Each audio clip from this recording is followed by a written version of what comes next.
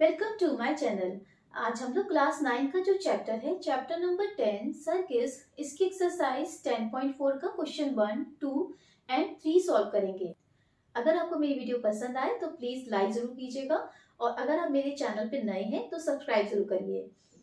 इसकी question number 1 में क्या गिवन है? Two circles of radii 5 centimetre and 3 centimetre intersect at 2 points and the distance between their centers is 4 centimeter.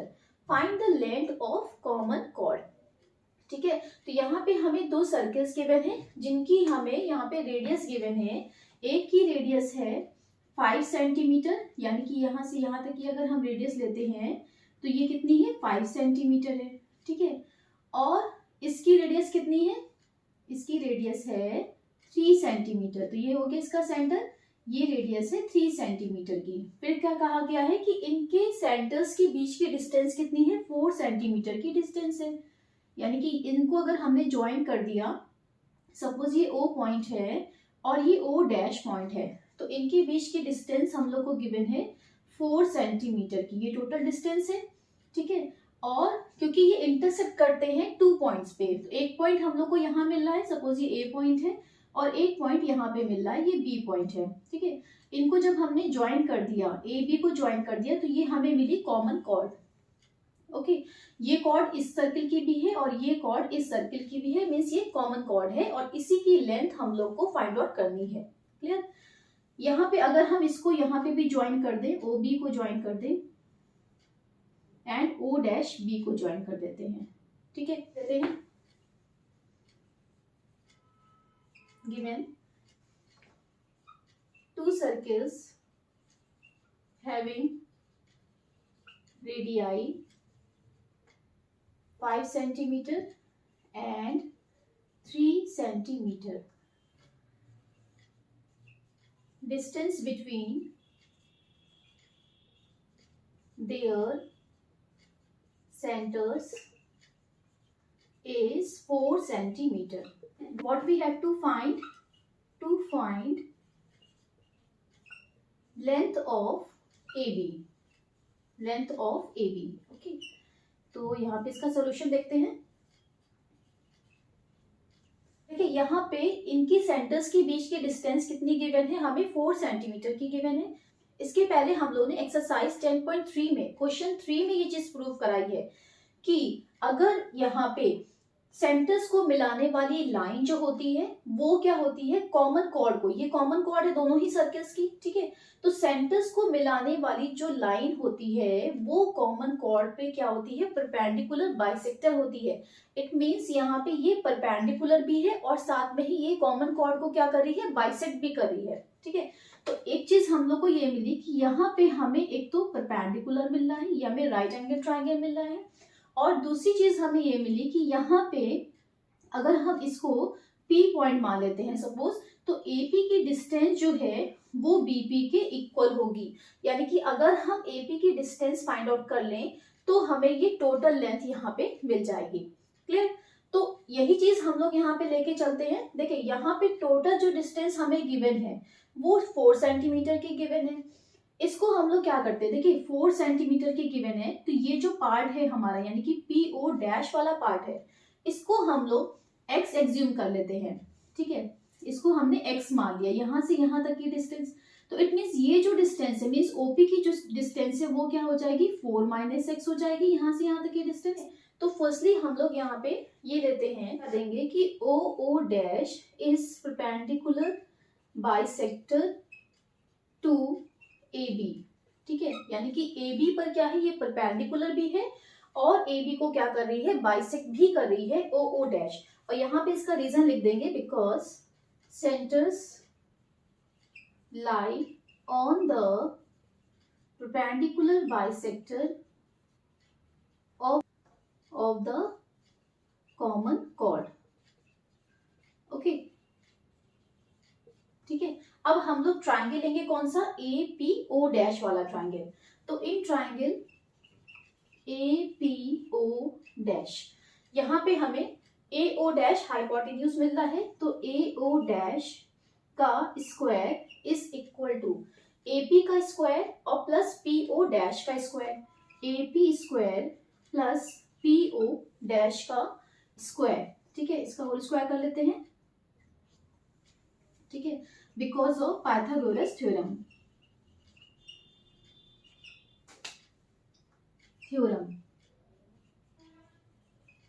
A O dash, इसकी value हमें given है 3, तो 3 का square is equal to AP, तो हम AP को एज इट इज रख लेते हैं, AP का होल स्क्वायर प्लस यहाँ पे ये हमें क्या मिला है x square, 9 is equal to AP square plus x square. So this implies that कि AP स्क्वायर जब हम निकालेंगे तो क्या मिलेगा हमें 9 माइनस x स्क्वायर मिलेगा। This is our equation number 1। अब हम ट्राइंगल लेंगे कौन सा, इन ट्राइंगल AOP, यहाँ पे हमें AO डैश AO का स्क्वायर इज इक्वल टू क्या हो जाएगा, OP का स्क्वायर प्लस AP स्क्वायर, तो AO स्क्वायर क्या हो जाएगा 5 का square is equal to OP square क्या मिला हमें 4 माइनस x का whole square plus AP square क्या हो जाएगा, इसको एज इट इज रख लेते हैं AP स्क्वायर को, तो यहाँ पे मिला हमें 25 इज इक्वल टू, अब इसको a minus B whole square से ओपन कर लेते हैं, तो 16 plus x square minus 8x plus AP square.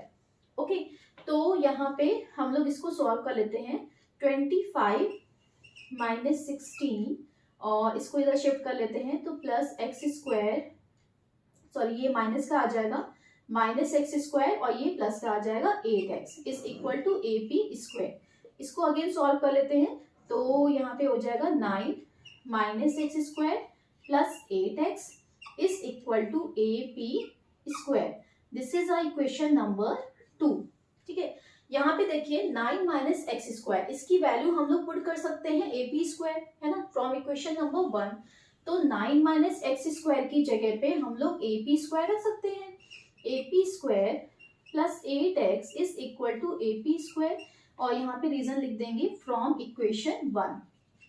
From equation 1 से हम लोग ने ये वैल्यू पुट कर दी है, तो यहाँ पे AP स्क्वायर ये कैंसिल हो गया, ठीक है, तो हमें क्या मिला 8x is equal to 0, this implies that कि x इज इक्वल टू 0, ठीक है, तो x की वैल्यू हमें यहाँ पे 0 मिली है, और x की वैल्यू को हम लोग क्या करते हैं इक्वेशन नंबर 1 में पुट कर लेते हैं, ठीक है। यहाँ पे इक्वेशन 1 लिख लेते हैं, AP square minus 9 equal to 9 minus x square,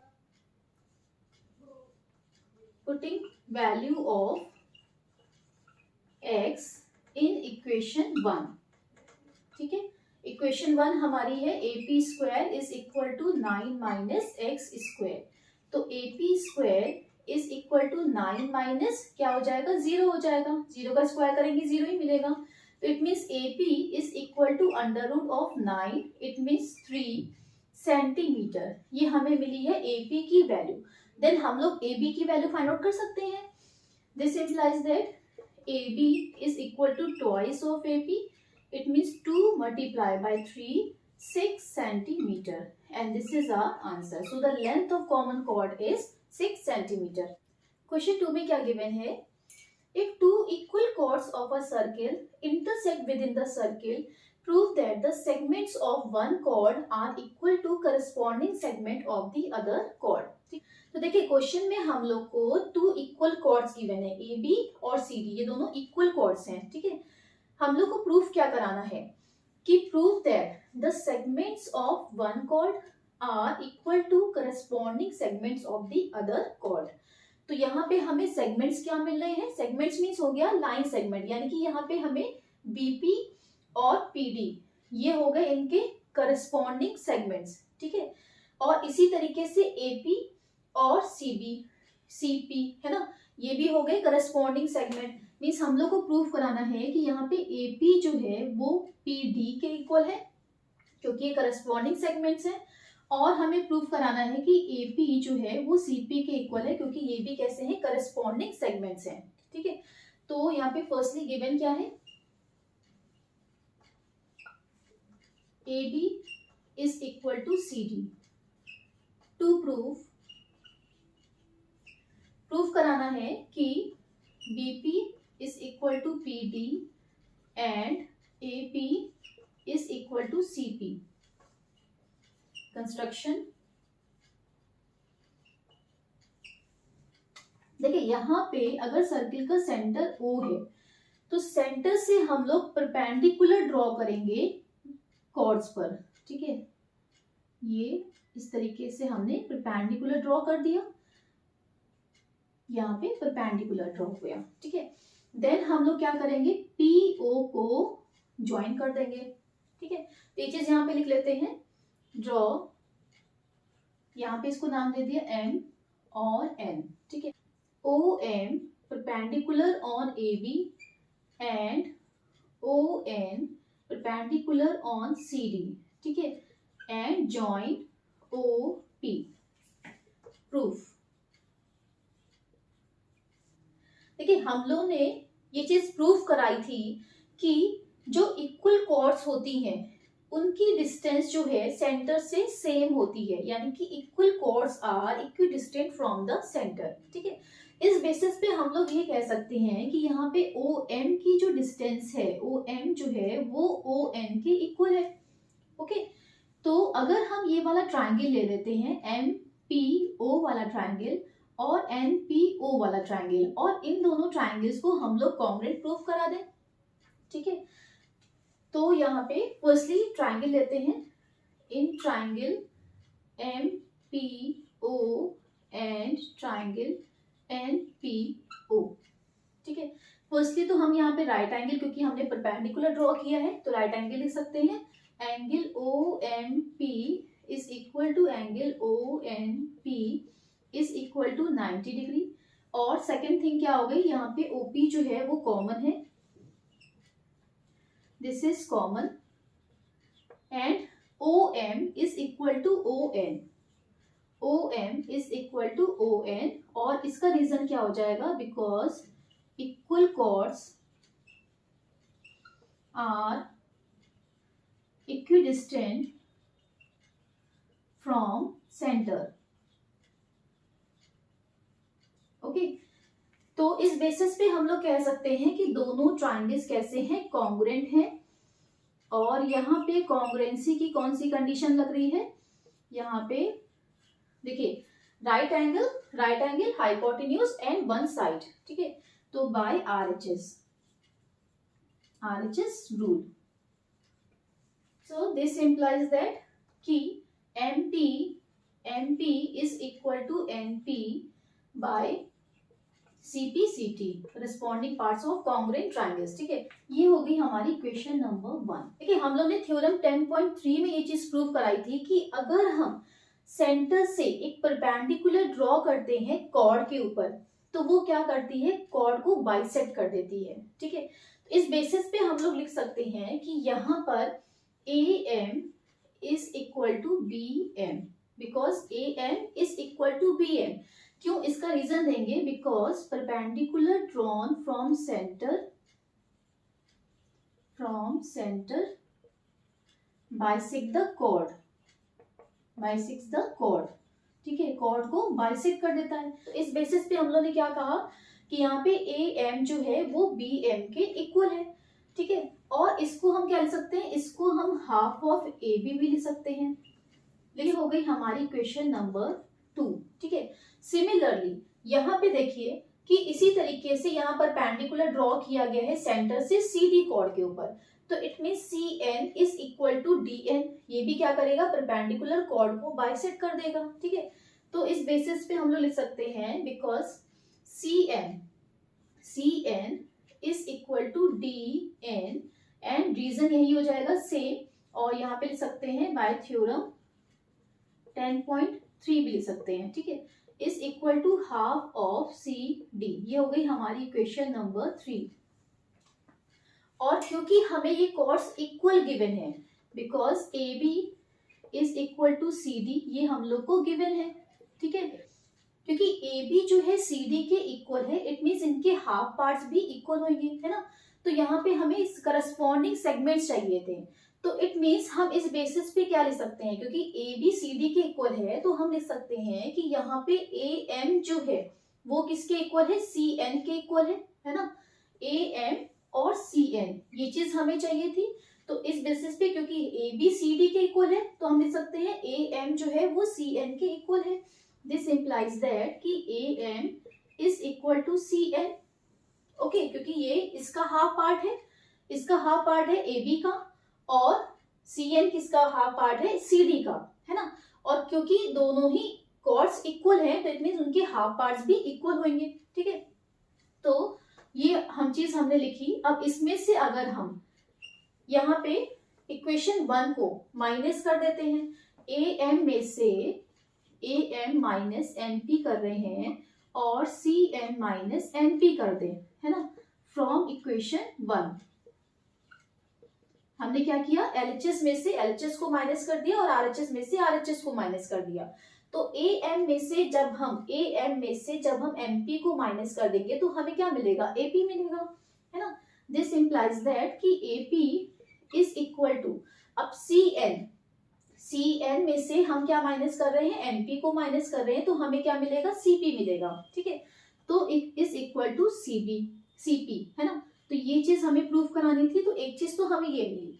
फिर नेक्स्ट देखिए, यहाँ पे हमें बी एम और एन डी ये दोनों भी इक्वल मिलेंगे क्योंकि ये भी हाफ पार्ट्स हैं, है ना। तो यहाँ पे लिख सकते हैं कि because B M is equal to N D, क्योंकि ये भी क्या है, इक्वल कॉर्ड्स के हाफ पार्ट्स हैं।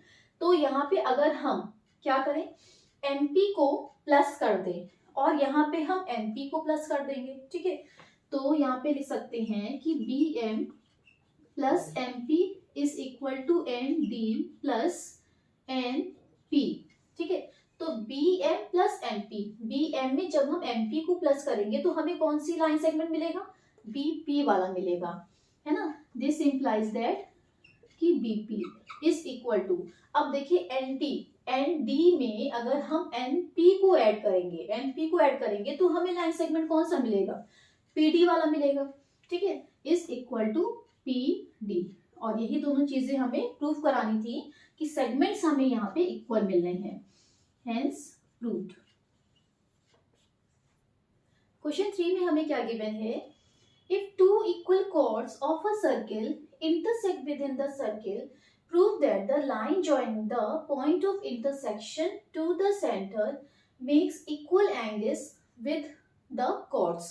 ठीक है, तो यहाँ पे देखिए, फर्स्टली तो हमें टू इक्वल कॉर्ड्स गिवन है, यानी कि हमें A B is equal to C D, ये हमें गिवन है। ठीक है, intersect within the circle, अब ये जहां पे इंटरसेक्ट करते हैं, सपोज ये हमने पी पॉइंट मान लिया। ठीक है, prove that the line joining the point of intersection to the centre, ये अगर सेंटर हो गया ओ, तो एक जो लाइन ज्वाइन करती है पॉइंट ऑफ इंटरसेक्शन और सेंटर को, makes equal angles with the chords, वो कॉर्ड्स के साथ में इक्वल एंगल्स फॉर्म करती है। मीन्स यहाँ पे ये जो एंगल फॉर्म हो रहा है ये इक्वल है, यहाँ पे ये जो लाइन गई है पॉइंट ऑफ इंटरसेक्शन और सेंटर से होकर के ये जो लाइन है वो कॉर्ड से इक्वल एंगल फॉर्म कर रही है। मीन्स ये एंगल इस एंगल के इक्वल है, ये चीज हम लोग को प्रूव करानी है। ठीक है, तो यहाँ पे फर्स्टली गिवन लिखते हैं, A B is equal to C D to prove angle OPB is equal to angle OPD। Construction हम लोग क्या करेंगे, सेंटर से यहाँ पे एक परपेंडिकुलर ड्रॉ कर लेते हैं। ठीक है, तो ये हमने M मान लिया, ये हमने N मान लिया, यहाँ पे हमने परपेंडिकुलर ड्रॉ किया है, तो यहाँ पे लिख लेते हैं कि ड्रॉ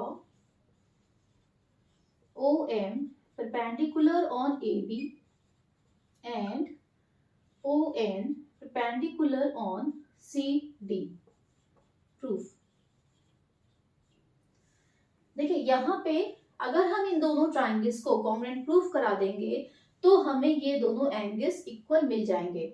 ठीक है, तो इनको प्रूफ कराने के लिए कॉन्ग्रुएंट, यहाँ पे देखिए हमें राइट एंगल मिल रहा है, एक हमें कॉमन साइड मिल रही है। ठीक है, फिर हम लोग ने ये चीज पढ़ी है, ये प्रूफ कराई है थ्योरम में कि जो इक्वल कॉर्ड्स होती हैं वो सेंटर से इक्वल डिस्टेंस पर होती है। ठीक है, कि जो equal chords are equidistant from the centre, है ना।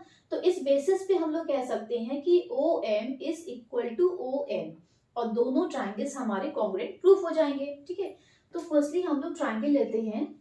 इन triangle O M P and triangle O N P, angle O M P is equal to angle ONP is equal to 90 degree. Then OP is equal to OP, और इसका reason क्या हो जाएगा, common, this is common side. और उसके बाद हम लिख सकते हैं कि OM is equal to ON, और यहाँ पे इसका रीजन हो जाएगा कि equal chords are equidistant from centre. Okay, तो इस बेसिस पे हम कह सकते हैं कि OM is equal to ON। So this implies that कि triangle OMP is congruent to triangle ONP, और यहाँ पे राइट एंगल, हाइपोटेन्यूज और एक साइड RHS की कंडीशन से दोनों ट्राइंगल्स कॉन्ग्रुएंट प्रूफ हो गए, RHS रूल। ठीक है, तो दोनों ट्राइंगल्स कॉन्ग्रुएंट हैं, तो इट मींस हम लोग कह सकते हैं कि यहाँ पे जो एंगल्स बन रहे हैं वो भी बाय CP/CT इक्वल है। ठीक है, सो यहाँ पे लिख सकते हैं दिस इंप्लाइज दैट कि angle OPB is equal to angle OPD by CP/CT, hence proved. I hope ये तीनों ही क्वेश्चंस आपको समझ में आए होंगे। अगर मेरी वीडियो पसंद आई है तो प्लीज इसको लाइक और सब्सक्राइब करना मत भूलिएगा। साथ ही बेल आइकन जरूर प्रेस कीजिएगा ताकि मेरी हर लेटेस्ट वीडियो आपको मिल सके। See you in the next video, till then bye bye.